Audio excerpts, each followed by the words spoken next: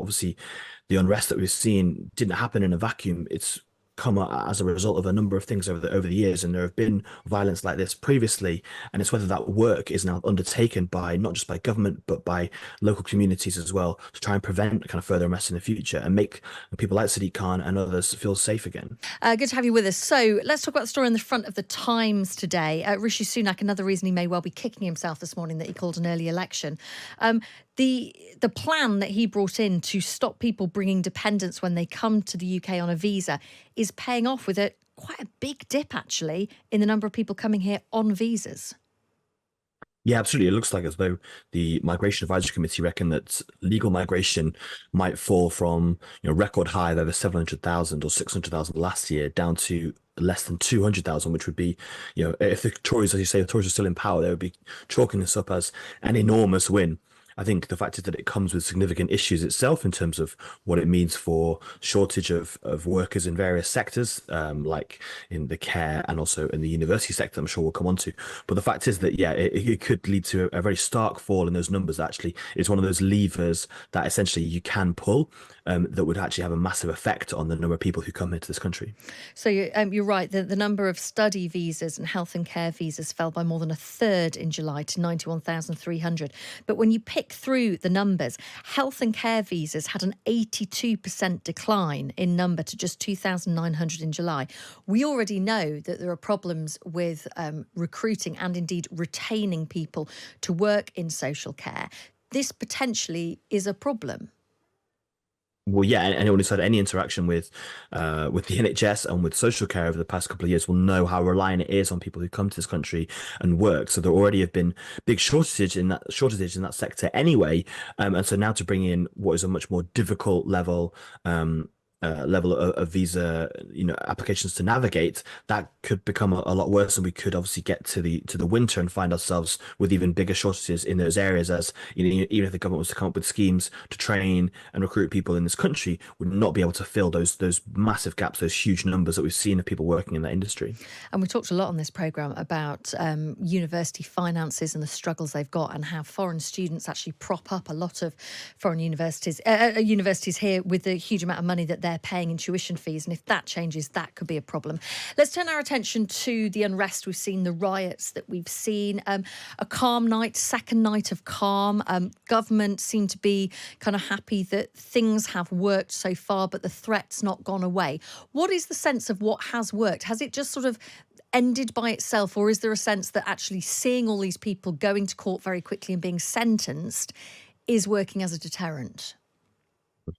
Yeah, it's hard to say. I think it's probably a combination of a number of things. Firstly, as you say, those harsh sentencing, people know that they are really being watched now. If they are to turn up and to engage in any kind of level of kind of violence, of the looting, especially, that they will come down pretty quickly. I think also, obviously, they saw on Wednesday night the huge amount of counter protests that were planned, the huge amount of people in places like in North London and in Brighton, places where people were massively outnumbered by the kind of counter protesters. I think has led to it. I think it's unlikely that it's gone away. I think the issue is that essentially that it's probably just, conversely, I spoke to a professor in far right extremism who says that almost the fact that it was so organized on Wednesday, we knew they had these 30 places that the demonstrations or these kind of potential riots were going to take place, actually meant that it maybe took the sting out of it. That actually it's the occasions when they're less well organized, when things tend to get out of hand and things tend to go worse than expected. So perhaps it's likely that if we are to see kind of further violence, it will be the kind of perhaps ones that are less organized, where people just kind of end up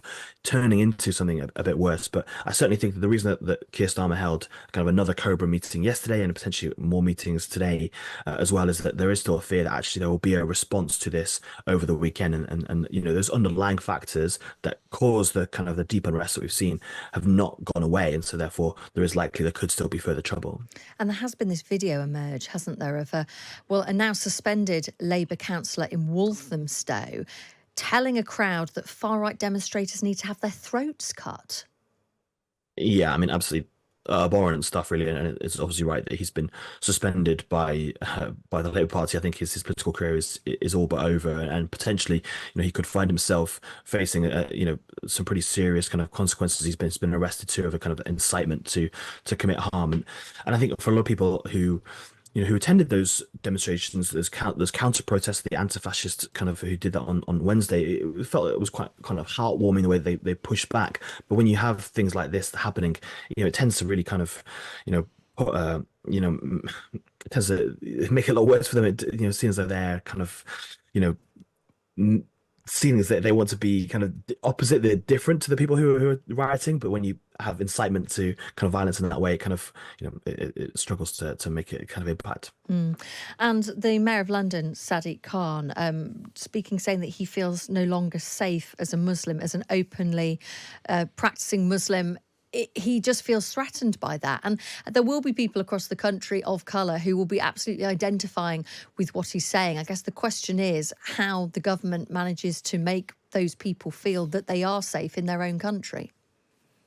Yeah, completely. As I said, the scene on Wednesday night with the kind of counter protest, people felt that it was, that it was good to see that happen. But the fact is that people were told, people of color were told not to go out onto the streets on Wednesday, that mosques were shut and all that kind of stuff. And that kind of stuff is a throwback to the kind of the really dark days of the 70s and the 80s where Sadiq Khan grew up, and kind of the threat of violence from the National Front and elsewhere. So I think, yeah, it's been pretty terrible few days in that sense. And yeah, that's one of the big things that the government's got to do. It's not just about the kind of the short term, you know, locking people up who engage in this, but it's also in the medium and the long term. How do you put back together those communities that are scarred by extremism and divided by the far right stuff, and that's the kind of the longer term issue, solving those underlying problems. Obviously the unrest that we've seen didn't happen in a vacuum. It's come as a result of a number of things over the years, and there have been violence like this previously, and it's whether that work is now undertaken by not just by government but by local communities as well, to try and prevent kind of further unrest in the future and make people like Sadiq Khan and others feel safe again. A couple of other stories I want to talk to you about. Spike in homelessness as the government tackles the backlog in asylum claims. Yeah, interesting. It kind of shows that the maximum sort of capacity that things have. And actually, interestingly, there was this big movement in the kind of the number of people waiting to have their asylum claims processed. And actually, the government did a really good job. The previous Tory government did a really good job in processing a lot of it last year, and then that eventually stopped with the Rwanda claimant. And it's weird. There's been some knock-on issues essentially, and it's whether the kind of places are available to deal with kind of a lot of these claims, and whether actually that has an effect on things like homelessness. We saw obviously at the beginning of the pandemic, before the stuff happened around Rwanda, the government was able to bring people in off the streets and was able to effectively tackle homelessness in the short term, but it's allowed this kind of the momentum that it had then has drifted, and now we're seeing these numbers going up. So another kind of in that kind of bulging in trade that the Labour government has is another big issue to try and tackle. Obviously in the summer homelessness is seen as not as being as bad, but obviously you've got a few months before the winter when things can get an awful lot worse for people living out on the streets. And Grant Shapps saying he never believed that the government would be able to stop the boats. He said it's like saying stop crime. People will be amazed that a government minister who probably came on this programme and said that is now saying, now that he's lost his seat, that actually he never really believed in it in the first place.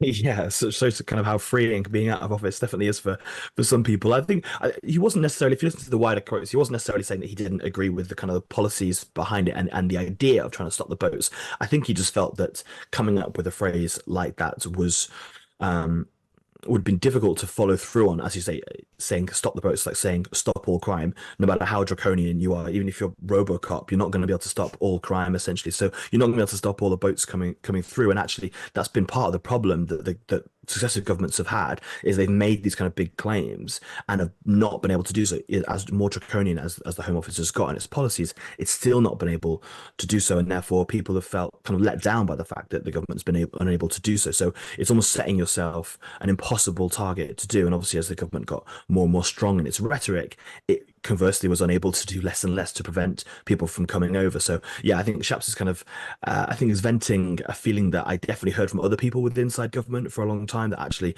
they were kind of on a hiding to nothing by saying they were going to be able to stop something that clearly it was about kind of wasn't just about the kind of the pull factors of the UK, it was the push factors of people being forced to leave places like Syria, Iran, and Afghanistan. You're never going to be able to stop that essentially from the UK, and so therefore saying you're going to stop the boats was kind of, you're on a hiding to nothing really.